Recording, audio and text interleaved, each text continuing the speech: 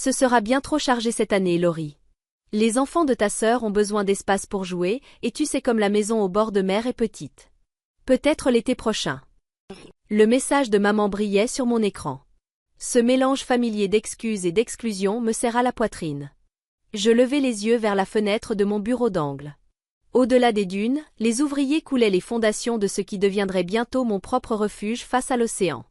Un lent sourire étira mes lèvres tandis que je répondais. Aucun souci, maman. Profitez bien de l'été. Je m'appelle Laurie Bennett, j'ai 32 ans, et j'ai toujours été l'oubliée de la famille.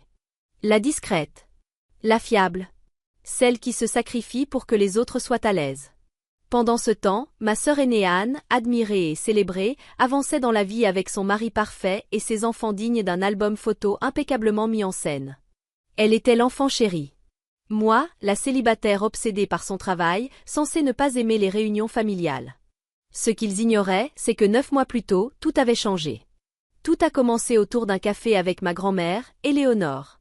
Elle fit glisser une enveloppe épaisse vers moi. Le terrain en bord de mer, juste à côté de chez tes parents. Il est à toi si tu le veux. Je l'ai acheté il y a 35 ans, et j'ai payé les taxes en silence depuis. Je restais muette. Mais pourquoi le cacher? Ses yeux pétillaient d'une malice que l'âge n'efface jamais. Parce que j'ai vu comment il te traitait, Laurie. Toujours à mettre Anne sous les projecteurs, à te laisser dans l'ombre. Je voulais que tu aies quelque chose qu'il ne pourrait jamais t'enlever. Aujourd'hui, les bulldozers avançaient, le sable s'empilait, les poutres s'alignaient. Je repensais à chaque Noël où l'on m'avait demandé de dormir à l'hôtel faute de place. À chaque été où l'on me prenait mon propre lit pour que la famille d'Anne puisse s'étaler. La maison que je faisais bâtir serait 3 fois plus grande que la leur. Accès privé à la plage. Vue panoramique sur l'Atlantique. Mon téléphone vibra à nouveau. Je savais que tu comprendrais, ma chérie. Les jumeaux d'Anne ont besoin de place et elle attend encore un bébé. Je posai le téléphone sans répondre et rejoignis Charles, mon architecte. Où en sommes-nous? Parfaitement, mademoiselle Bennett. Les fondations sont presque terminées. En juillet, vous aurez la plus belle maison de la côte. J'imaginais le visage de ma famille lorsqu'ils comprendraient. Cet été, la discrète posséderait le rivage. Ils étaient si absorbés par la vie d'Anne qu'ils n'avaient même pas remarqué le chantier voisin. Mes parents ne venaient hors saison que rarement, et Anne, installée dans sa vie parfaite à Lyon, était trop occupée pour observer. Le soir, assise sur la terrasse de ma location face à l'Atlantique, le vent marin jouant dans mes cheveux, mon téléphone vibra. Allô Laurie? Maman m'a dit que tu ne venais pas cet été. Tu es sûre? Les enfants demandent après leur tante. Classique Anne. La culpabilité enveloppée de douceur. Je suis sûre. J'ai quelques projets à finaliser. Tu travailles trop. Tu devrais te détendre, fonder ta propre famille. Au même moment, un camion entra sur mon terrain avec les poutres d'acier pour le lendemain. Je souris. Ne t'inquiète pas pour moi. Je construis quelque chose de spécial. Si tu le dis. Au fait, puisque tu n'occupes pas ta chambre, ça te dérange si on la transforme en salle de jeu? Olivia apporte tout leur royaume de jouets. Faites comme chez vous. Après avoir raccroché, je marchai jusqu'à la limite de ma propriété et observai la vieille maison familiale. Peinture écaillée. Terrasse affaissée. Jardin devenu jungle. Ils avaient tout investi pour satisfaire Anne et sa tribu, pendant que la maison se délitait. La mienne serait différente. Une œuvre contemporaine aux lignes marines, murs de verre capturant chaque coucher de soleil, terrasse panoramique, ponton privé qui ferait paraître le leur dérisoire. 5 chambres. Chacune avec sa salle de bain digne d'un institut. Plus d'attente. Plus de laisse passer les enfants d'abord. Au crépuscule, l'eau se teinta d'or. Je pensais à Éléonore et à son cadeau secret. Elle ne m'avait pas offert qu'un terrain. Elle m'avait offert la liberté de bâtir quelque chose de durable. D'intouchable. Mon téléphone s'alluma encore. On t'a envoyé des photos. Les enfants adorent ton ancienne chambre, c'est leur coin spécial maintenant. Tu ne nous en veux pas? Je ne répondis pas. J'ouvris plutôt les plans en 3 dimensions de mon séjour. Plafond de 6 mètres, vue panoramique sur l'océan, lustre étincelant comme le soleil sur l'eau, visible depuis chaque angle de leur maison. 2 mois plus tard, la structure s'élevait rapidement. Charpente solide. Mur dressé. Bail vitré installé le lendemain. Parfois, la meilleure réponse à l'exclusion. C'est une vue qu'on n'oublie jamais. Et je ne faisais que commencer. Depuis ma villa en location, j'entendais les murmures admiratifs des joggeurs et des vacanciers qui s'arrêtaient devant ce qui devenait déjà la plus impressionnante demeure de la côte atlantique. Pendant ce temps, ma famille ne se doutait de rien. Les messages quotidiens de maman débordaient de photos, les enfants éclaboussant les vagues, le ventre arrondi d'Anne baigné de lumière dorée, ma chambre transformée, le balcon où j'écrivais autrefois mes rêves trop grands pour cette maison, la vieille table de pique-nique où l'on me demandait chaque été de laisser ma place. Puis, un après-midi éclatant de soleil. Tout bascula. Je finalisais les planches d'ambiance avec ma décoratrice d'intérieur lorsqu'une voix aiguë, trop familière, traversa la limite du terrain. Mais qui peut bien construire quelque chose d'aussi énorme ici? Ça écrase complètement notre. Elle s'interrompit. Je me retournai lentement. Maman se tenait figée au bord de ma propriété, bouche entr'ouverte. Devant elle, moi, en short de lin et lunettes de soleil, entourée de plans, d'échantillons de marbre et d'une structure qui dominait déjà les dunes. Bonjour, maman. Belle journée, non? Quoi? Qu'est-ce que tu fais ici? Son regard passa de moi aux poutres d'acier étincelantes. Je construis ma maison. Mamie m'a laissé le terrain. Son visage pâlit. Ta grand-mère? Mais elle n'a jamais possédé. Pendant 35 ans si. Et elle m'a laissé assez pour créer exactement ce que je voulais. Avant qu'elle ne réponde, Anne apparut, sa robe légère flottant dans la brise, les jumeaux accrochés à ses mains. Maman, qu'est-ce qu'il se passe? Oh mon Dieu! Son sourire parfaitement maîtrisé se fissura en découvrant l'ampleur de ma maison. Donc c'est pour ça que tu n'es pas venue cet été. J'hochai la tête, savourant cette faille. Les jumeaux, eux, s'illuminèrent. Tu construis un château? Cria Sophie en sautillant. On peut voir dedans? Ajouta Lucas en avançant déjà. Pas encore, ris-je. Mais quand ce sera fini, vous aurez votre propre salle de jeu. Laurie, intervint maman d'une voix tendue. On peut parler seul? Je la suivis près de la clôture provisoire. Pourquoi ne rien nous avoir dit? Demanda-t-elle. Est-ce que ça aurait changé quelque chose? Ma voix resta calme. Vous avez passé des années à dire qu'il n'y avait pas de place pour moi. Alors j'ai créé la mienne. Ses lèvres tremblèrent. Ce n'est pas juste. On n'a jamais voulu t'exclure. Anne avait plus besoin d'espace. Les enfants aussi. Je soutins son regard. Et maintenant moi, je n'ai plus besoin de rien de tout ça. Elle se tut, observant les immenses panneaux vitrés qu'on installait dans le séjour. La lumière de l'Atlantique rebondissait dessus comme de l'argent liquide. Ce sera magnifique, murmura-t-elle. Oui. Je laissai le silence peser. 5 chambres. Chacune avec sa salle de bain. Une cuisine de chef. Une terrasse panoramique 2 fois plus grande que la vôtre. Assez de place pour tout le monde, quand je déciderai d'inviter. Le mot décider sembla l'atteindre. Elle inspira profondément. Ton père voudra en parler. J'en suis sûre. Et Anne va soudainement trouver du temps dans son agenda. Étonnant comme une plus belle maison change les priorités, non? Comme pour confirmer mes paroles, mon téléphone vibra. Un message d'Anne. Maman vient de me dire. Pourquoi tu n'as rien dit? On aurait pu t'aider.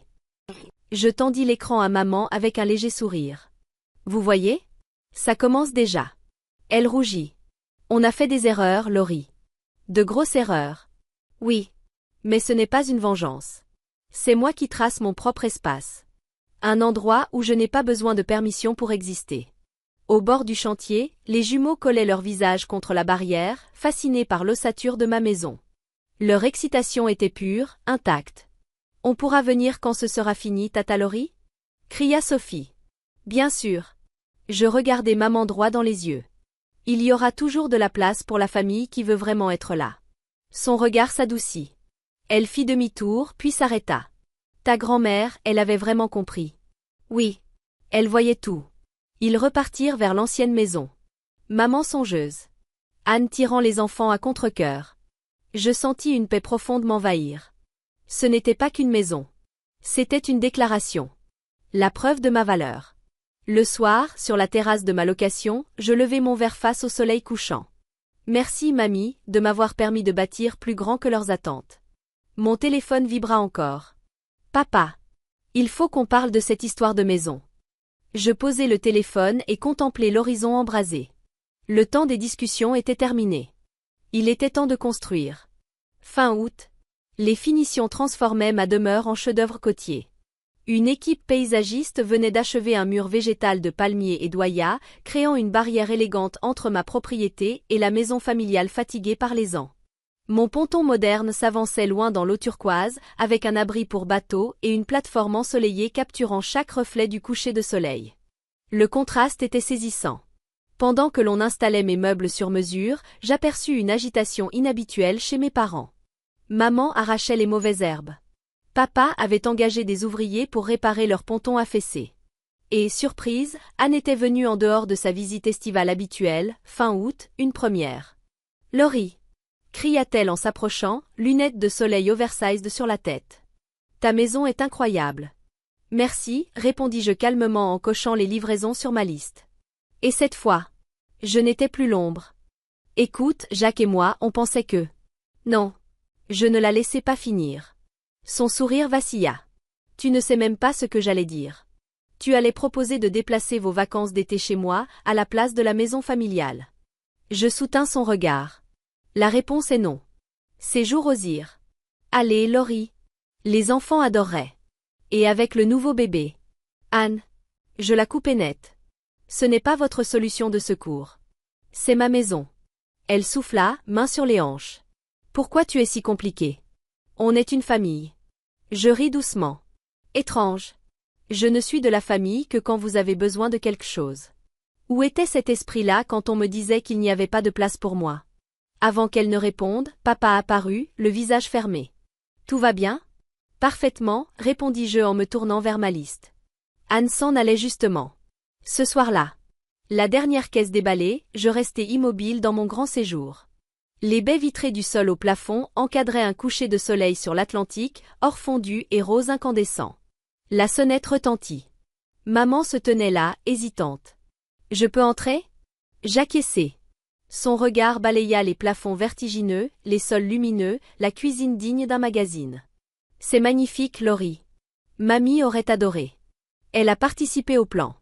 Avant de partir, nous avons passé des heures à imaginer cette maison. Elle savait ce que ça représentait pour moi. » Maman s'assit, épaules lourdes. « On s'est trompé. On croyait être juste en donnant plus à Anne parce qu'elle avait des enfants. Mais on t'a éloigné. » Je laissai le silence s'installer. « Tu t'es déjà demandé pourquoi mamie m'a tout laissé à moi ?» demandai-je doucement. Ses yeux se remplirent de larmes. Parce qu'elle voyait ce que nous refusions de voir. Elle te voyait, toi. Pas seulement la version qui entrait dans notre petite image parfaite. Sa voix trembla. Elle voyait combien ça te blessait. Chaque fois qu'on choisissait Anne. Chaque fois qu'on te disait de rester à l'écart. Un grincement au seuil nous fit tourner la tête. Papa se tenait dans l'entrée. L'entrepreneur nous a proposé un devis de 18 000 € pour refaire la cuisine. Ça augmenterait la valeur de la maison. Je retins un sourire. Papa, ce n'a jamais été une question de valeur immobilière. C'est une question d'avoir un endroit où je n'ai pas à m'excuser d'exister. Il hocha lentement la tête. On s'est trompé, n'est-ce pas? Oui. Mais on peut encore faire mieux à partir d'aujourd'hui. Je sortis 3 verres et servis du vin. Vous restez dîner? Juste nous. Sans Anne, sans Jacques, sans les enfants. Parlons de l'avenir. Ils acceptèrent. Autour de ma table. La conversation fut maladroite au début. Des années de silence pesaient encore. Mais c'était un commencement. Plus tard, seul sur la terrasse, j'observais les 2 maisons côte à côte. Celle de mes parents, fanée mais chargée de souvenirs, doux et douloureux. Et la mienne, née de l'amour de mamie et de ma propre force. La preuve que se choisir soi-même n'est pas égoïste. Mon téléphone vibra. Un message d'Anne. Maman dit que tu organises Noël cette année. Je souris. Oui. Mais seulement pour ceux qui apprécient l'invitation, pas pour ceux qui la considèrent acquise. Je levai mon verre vers le ciel assombri. Mamie m'avait offert bien plus qu'une maison. Elle m'avait donné le courage de construire ma vie à côté de ceux qui tentaient de me diminuer. Parfois, la plus grande revanche n'est pas de rendre coup pour coup. C'est de bâtir quelque chose de si solide, de si beau, qu'on ne peut plus vous ignorer. Et en regardant ma maison, je savais que j'avais réussi. Si vous avez suivi mon histoire, vous savez ce que ça fait d'être mis de côté. D'être l'invisible. Celui ou celle pour qui il n'y a jamais assez de place. Que ce soit dans une famille, un foyer ou même dans votre propre vie, j'ai porté cette douleur silencieuse pendant des années. Toujours celle qui s'effaçait pour le bonheur des autres. Mais cette histoire ne parle pas seulement d'une maison. Elle parle de valeur, de voix, de place. Elle parle du moment où l'on décide qu'on mérite d'exister pleinement, même si ce qu'on aime ne le voit pas tout de suite. J'espère que ce parcours vous donnera la force de tenir bon quand on doute de vous. De créer votre propre espace, physique, émotionnel ou professionnel, où vous n'avez pas à demander la permission d'être vous. Si vous vous êtes déjà senti invisible, sachez ceci. Vous êtes vu. Vous avez de la valeur. Et parfois, la plus grande puissance naît du fait de construire en silence quelque chose de si fort que personne ne peut l'ignorer. Abonnez-vous à la chaîne pour continuer cette aventure avec moi. Votre soutien compte énormément, car les histoires prennent toute leur force quand on les partage. Racontez-moi en commentaire un moment où vous avez dû réclamer votre place. Comment avez-vous trouvé votre force? Quels conseils donneriez-vous à quelqu'un qui lutte encore pour se faire entendre? La vie nous apprend que le respect et l'amour commencent par celui qu'on se porte à soi-même. N'attendez pas qu'on vous donne la permission. Construisez vos rêves. Posez vos limites. Tenez-vous droit. Votre histoire est votre puissance. Merci d'être ici avec moi.